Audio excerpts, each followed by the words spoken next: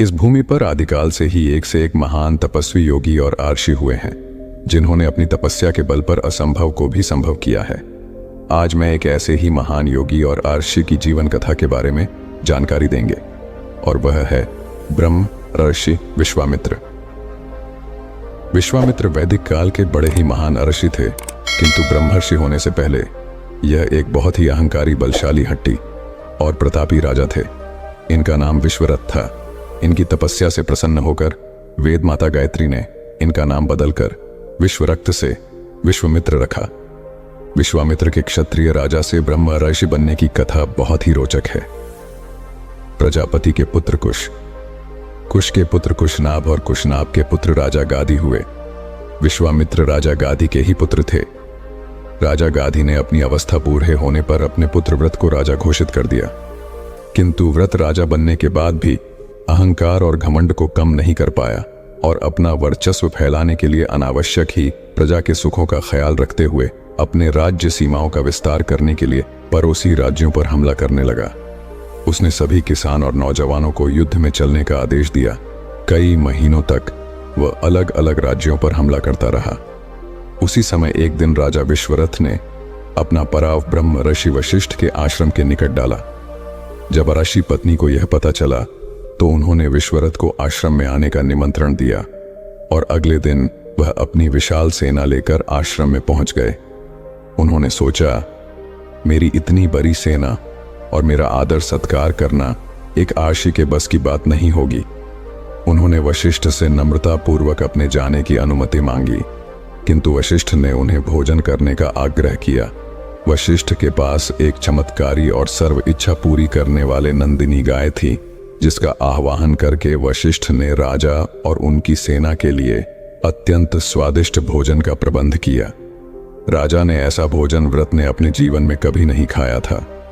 उन्होंने वशिष्ठ से पूछा, आपने इतना अच्छा अतिथि सत्कार का प्रबंध कैसे किया है? वशिष्ठ ने नंदिनी गाय के चमत्कार की बात बता दी। राजा आश्चर्यचकित हुए। अगले ही दिन वे अपने राज्यों को लौट गए। कुछ ही दिनों में उनके राज्य में भयंकर अकाल पड़ा, असंख्य लोग मारे गए। पूरे राज्य में अन्न की कमी हो गई, क्योंकि 18 से 50 वर्ष की आयु तक के सभी पुरुषों को राजा ने युद्ध में लगा दिया था। तो हल कौन चलाता, सिंचाई कौन करता? आखिर में राजा को इस समस्या से बचने का एकमात्र उपाय यही सूझा कि वह नंदिनी गाय को ले आए। राजा ने वशिष्ठ से नंदिनी गाय को मांगा, परंतु वशिष्ठ ने गाय को देने से इनकार कर दिया। व्रत ने नंदिनी को बलपूर्वक पकड़ने का प्रयास किया, किंतु नंदिनी ने अपने योग बल से अत्यंत पराक्रमी मारक शस्त्रों से युक्त योद्धाओं को उत्पन्न किया, जिन्होंने राजा विश्वरथ और उनके सैनिकों को गाजर मूली की भांति काटना शुरू कर दिया। व्रत को पराजय का सामना करना पड़ा। अपनी सेना का नाश होते देख 100 पुत्र वशिष्ठ जी को मारने दौड़े। वशिष्ठ जी ने उनमें से एक पुत्र को छोड़कर शेष सभी को भस्म कर दिया। अपनी सेना और पुत्रों के नष्ट हो जाने पर राजा विश्वरथ बहुत दुखी हुए। उन्होंने अपने बचे हुए पुत्र का राज्याभिषेक किया और स्वयं वह हिमालय जाकर तपस्या करने लगे। वे वशिष्ठ को हराकर नंदिनी गाय को प्राप्त करना चाहते थे, इसलिए कठोर तपस्या करके उन्होंने ब्रह्मा जी को प्रसन्न किया और वरदान स्वरूप सारे देवी अस्त्र और शस्त्र मांग लिए। ब्रह्मा जी ने उन्हें सारी शक्तियां प्रदान की। विश्वव्रत शक्तियों के मिल जाने से अब और भी अहंकारी हो गए। फिर वे वशिष्ठ के आश्रम पहुंचे और नंदिनी को मांगा।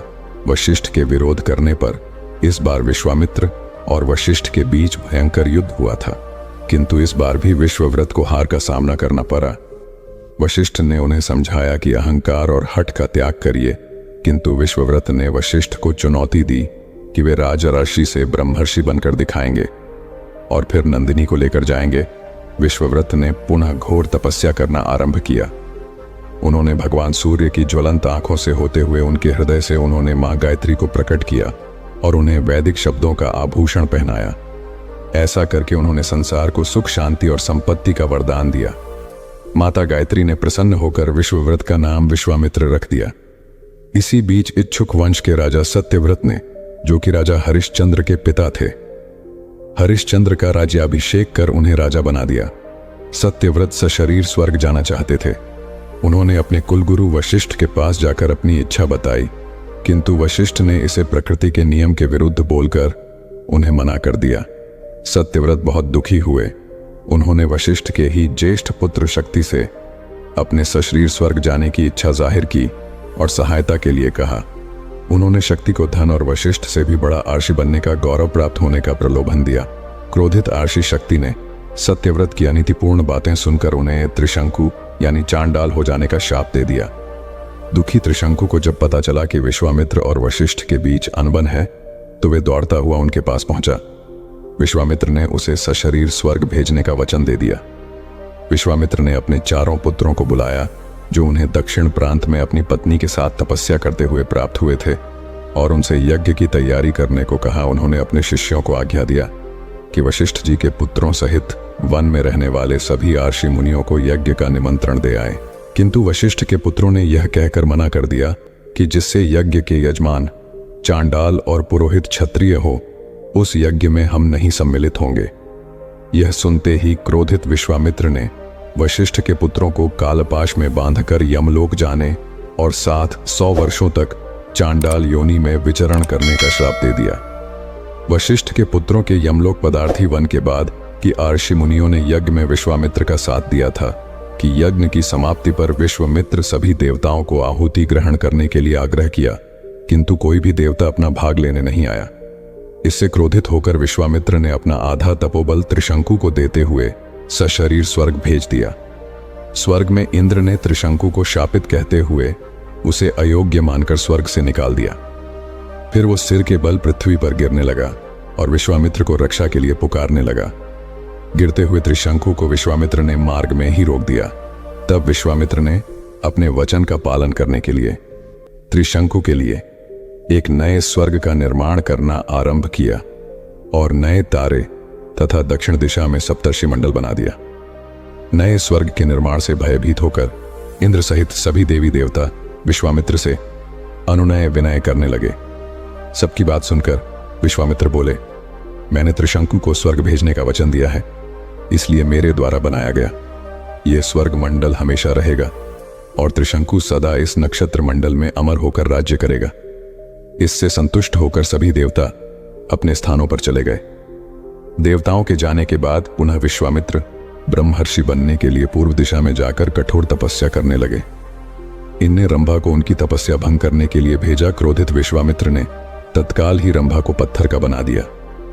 तपस्या की अवधि समाप्त होने पर परमपिता ब्रह्मा जी ने विश्वामित्र को तपस्या का प्रसाद दिया, किंतु उसे वक्त इन ब्राह्मण वेश में भिक्षुक बनकर वहां प्रकट हुए। उन्होंने विश्वामित्र से भोजन मांगा, यह जानते हुए कि ब्राह्मण के वेश में इंद्र उनकी तपस्या का प्रसाद लेने आया है।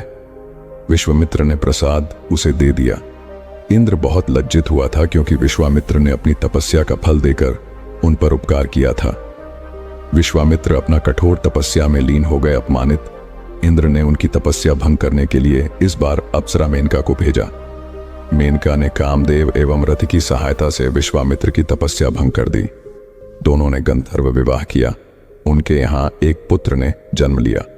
विश्वामित्र अपनी तपस्या भूलकर वैवाहिक जीवन व्यतीत करने लगे, किंतु इंद्र ने जब मेनका को स्वर्ग लौटने का आदेश दिया तब सत्य का पता चलते ही विश्वामित्र ने अपनी पुत्री और मेनका को छोड़कर पुण्य तपस्या करने का निर्णय किया। मेनका भी अपनी नवजात शिशु को वन में छोड़कर स्वर्ग लौट गई। उस नवजात कन्या का पालन पोषण ऋषि कण्व ने किया और उसे शकुंतला नाम दिया। इसका विवाह दुष्यंत से हुआ और जिनके पुत्र भरत के नाम पर भारतवर्ष का नाम पड़ा। विश्वामित्र ने ही राजा हरिश्चंद्र की परीक्षा ली थी। इसी कठोर तपस्या के बल पर गायत्री के आशीर्वाद से कौशिक वंश का विश्वव्रत विश्वामित्र बने। यह तेजस्वी और यशस्वी योद्धा राजा से राज्य ऋषि, राज ऋषि से महर्षि और महर्षि से ब्रह्म ऋषि हुए और अपने इस लक्ष्य सिद्धि के लिए जीवन भर संग्राम करते रहे।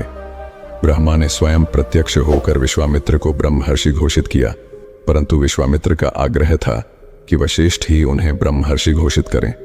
जिस वशिष्ठ से ब्रह्म ऋषि बनने की प्रेरणा उन्हें मिली, उन्हें वशिष्ठ ने समस्त देवताओं के सम्मुख विश्वामित्र को ब्रह्म ऋषि घोषित किया। उन्होंने अपने तपोबल से मां गायत्री का साक्षात्कार किया। राजा सत्यव्रत के लिए एक नवीन स्वर्ग रचा। भरत विश्वामित्र का ही होता था। बालक राम और लक्ष्मण को वन ले जाकर उन्हें धनुर्धारी शूरवीर बनाया। उनसे ताड़िका जैसे राक्षसों का वध करवाया। राम के चरण स्पर्श से शापग्रस्त अहिल्या को मुक्ति मिली। राम का विवाह सीता से संपन्न हुआ।